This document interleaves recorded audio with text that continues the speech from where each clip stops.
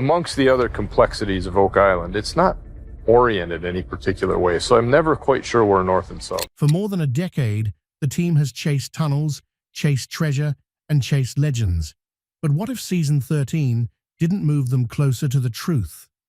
What if it exposed the one mistake that's been hiding in plain sight? Not a rumor, not a fan theory, a real, on-camera moment that slipped through almost unnoticed and may change everything. In the final episodes, drilling data revealed something impossible to ignore. Underground formations aligned with unsettling precision in a zone where no engineered tunnel was ever supposed to exist. That's not coincidence. That's structure. That's intent. And here's what makes it even more unsettling. The pattern resembles historical European military fortification designs, not treasure vault blueprints, which forces a radical question. What if Oak Island was never built to hide gold, but to defend something? Something dangerous, something powerful, something never meant to be found. By the end of this video, you'll see why Season 13 may not have delivered a breakthrough. It may have exposed that they've been searching in the wrong place all along. Subscribe now and turn on notifications, because the next revelation might be the one they don't want you to notice. What you're about to see nearly slipped past unnoticed. Subscribe now, because this channel catches the details others overlook. Pay close attention, because the truth only appears for a moment, and then it vanishes.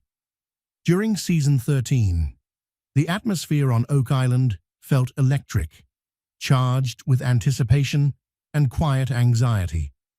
The team knew that sensation all too well, the feeling of being inches away from something monumental. Treasure hunters had chased that same feeling here for more than 2 centuries. After the previous season's confusing but promising discoveries in the chaotic tunnels near the money pit, especially around the shaft known as Tat 1, it was clear this year had to deliver something major. Rick Lagina, driven as always by belief, and Marty Lagina, grounded and analytical, were in full agreement. This season would mean going deeper, expanding the search zone, and deploying stronger, smarter technology than ever before. The focal point remained the legendary money pit. It had already consumed millions of dollars and countless hopes, yet it still seemed to whisper of secrets buried long ago, possibly dating back to the early or mid-17th century, maybe even earlier. To reach those depths, they introduced a new shaft. They named it Cerberus, after the mythical 3-headed guardian of the underworld. It wasn't just another attempt like Tat 1. Cerberus was broader, reinforced, and engineered to descend farther than any shaft before it. Advanced casing was installed to battle the unstable, shifting soil that had sabotaged so many previous efforts. This time, we're not just testing the waters, Marty said early in the season, his tone firm but laced with rare excitement. We're aiming to finish this.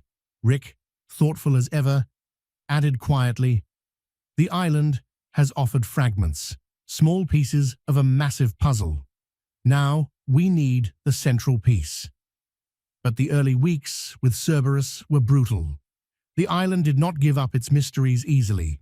Endless buckets of mud, clay, debris, and remnants from earlier search attempts were hauled to the surface.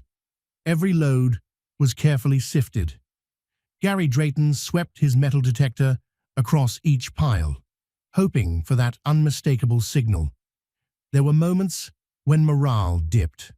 One particularly harsh week, water suddenly flooded the Cerberus shaft, forcing operations to stop while pumps ran non-stop, day and night. It's like the island fights back every time we get close, Jack Begley said, covered head to toe in mud, his usual optimism noticeably dimmed. In those draining moments, Rick's steady belief anchored the group. He would stand quietly at the edge of the dark shaft, staring down as if silently communicating with whatever lay beneath. And then, through the grit and exhaustion, small breakthroughs began to surface. Gary uncovered a strangely shaped metal object, definitely not iron, from a soil layer Emma Culligan later dated to the late 1600s. It wasn't gold, it wasn't a coin, it wasn't an obvious tool, but it was crafted, intentionally made by skilled hands. "This isn't treasure," Gary announced, holding up the green patinated artifact. "But it tells a story." It suggested that someone with advanced metalworking ability, far beyond early treasure hunters, had once operated here. Soon after, deep within untouched clay, they discovered carefully shaped wooden beams. These weren't crude supports left by previous searchers. They appeared intentionally constructed, possibly part of a larger engineered system.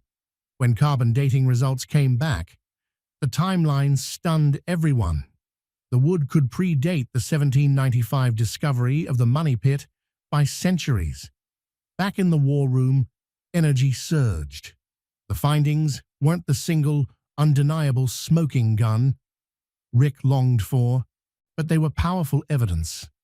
Marty, increasingly convinced something extraordinary had occurred here long before modern treasure hunters arrived, exchanged a silent, hopeful glance with his brother. Still, it felt incomplete, like a prelude. The island's deepest secret remained buried. Cerberus simply had to go a little further, and after years of searching side by side, the team shared the same instinct. They were close, or at least they thought they were.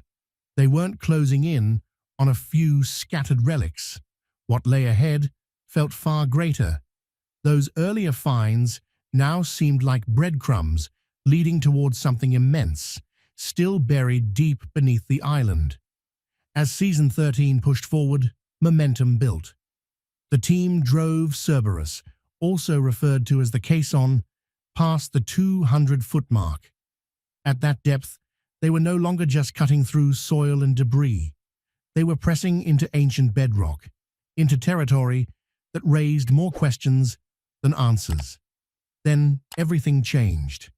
The advanced sonic drilling scans picked up an anomaly, not the usual tangled water channels known as solution cavities, not the dense, unbroken signal of solid limestone. This was different. The data showed a void, a defined, almost rectangular empty space, hidden below everything previously explored. Dr. Ian Spooner studied the early readings carefully. "This is new," he said, tension rising in his voice. "It doesn't look natural. This appears engineered." The war room went still. Rick Lagina leaned closer to the monitor, eyes locked on the shifting underground images. Marty, typically cautious and analytical, shared a charged glance with Craig Tester. No hesitation. They agreed. Lower the fiber optic camera. This wasn't ordinary equipment. It was newly designed to withstand crushing pressure and transmit clear visuals from extreme depths. Setting it up took days. Every connection was checked, every system tested. Anticipation mixed with nerves. Finally, Alex Lagina and the drilling crew began guiding the camera down into the darkness of Cerberus. At first, the screen showed murky water swirling at the shaft's base. Then, the camera crossed into open space. Not rubble, not collapse, a chamber. The war room erupted in stunned whispers as the camera lights illuminated something unmistakable. The walls were not rough limestone. They were lined with smooth, dark stone slabs, precisely fitted together. Their surfaces looked polished, almost reflective. This wasn't island rock. Doug Crowell stared at the screen. "Where did that stone even come from?" he murmured. As the camera slowly rotated, another detail emerged. Embedded into one wall was a large, circular metal disc. Its surface carried intricate swirling engravings, symbols that didn't resemble any familiar alphabet. The metal wasn't bright, like gold or silver. It was dark, almost absorbing the light. Beneath it, carved into a massive stone block, were clearer markings, crosses, celestial shapes resembling stars and planets, and what looked suspiciously like a simple map. No one spoke. Rick's hand gripped Marty's shoulder. His voice trembled. "This is bigger than treasure." For once, Marty had no counterpoint, only awe. The footage was immediately shared with a select group of experts worldwide. Specialists in ancient construction, metallurgy, and symbolic languages were brought in. Their early feedback was staggering. The chamber was undeniably man-made, crafted with intention and designed to endure.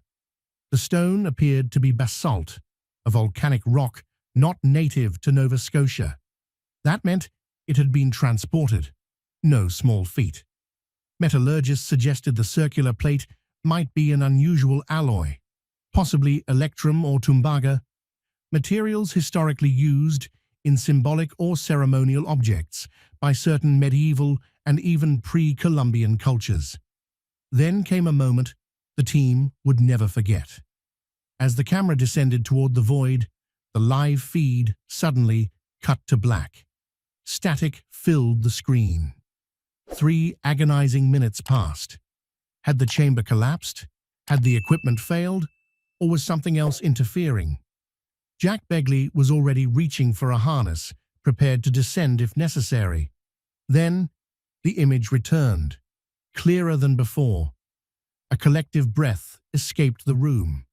It almost felt as if the island had hesitated before allowing them to look inside, and what they saw didn't feel like a treasure vault. It felt like a message, a deliberate structure, a sealed statement left behind for someone in the future to find. This wasn't about coins or jewels. It felt like preserved knowledge, something encoded and protected. Naturally, one question rose above all others. Templars? The discovery sent shockwaves far beyond Oak Island. Historians, researchers, and longtime followers of the mystery leaned in. The final weeks of Season 13 became a blur of research sessions, expert consultations, and sleepless nights. The carvings and metal disc became the focal point, analyzed high-resolution images from thousands of miles away.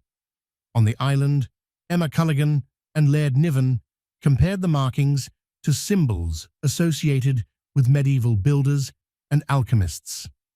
Rick immersed himself in ancient texts, searching for parallels. Then, one late night in the war room, Dr. Finch's face lit up during a video call. "I see the structure now," he said urgently.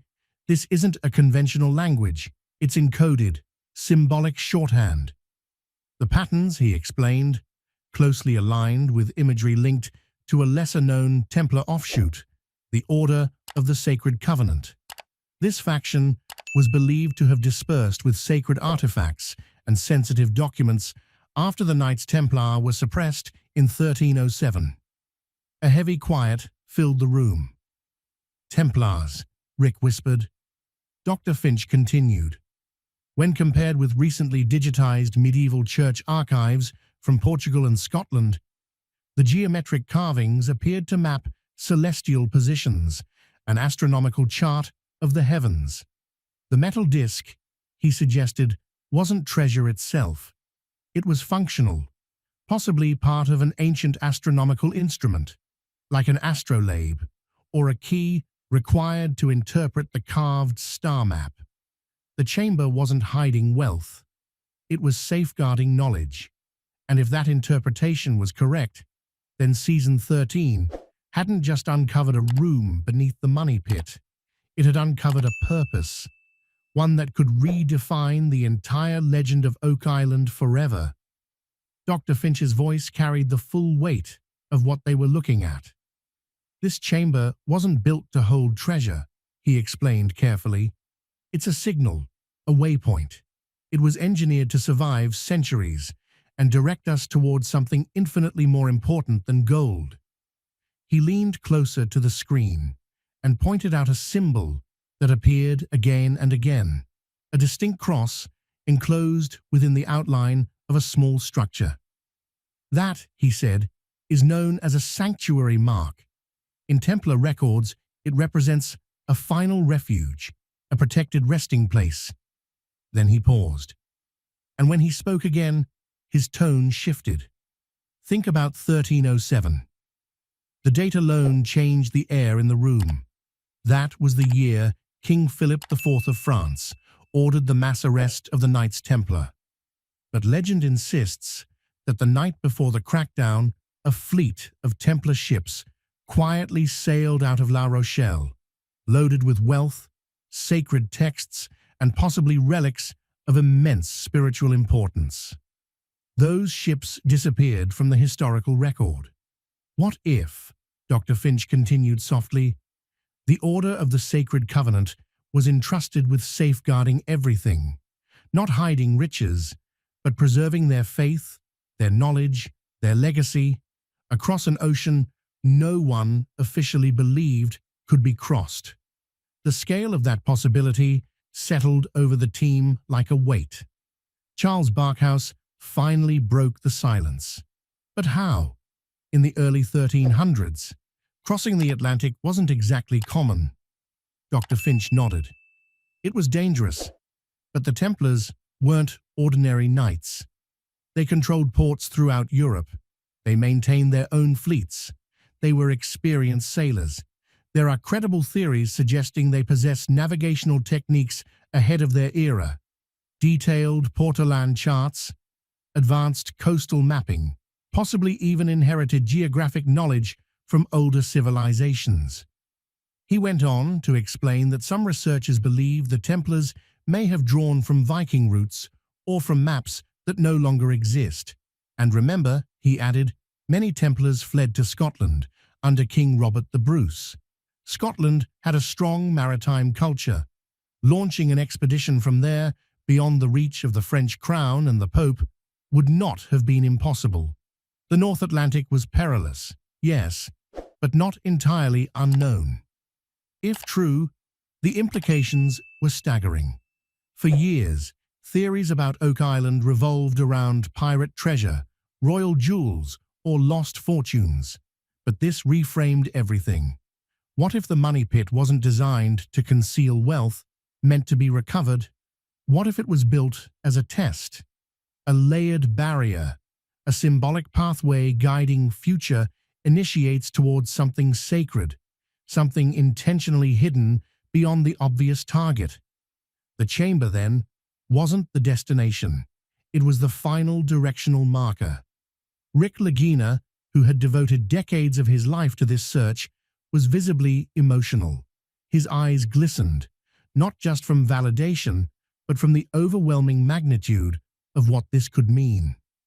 So the money pit, he said slowly, was never the end. It was the threshold, a gateway.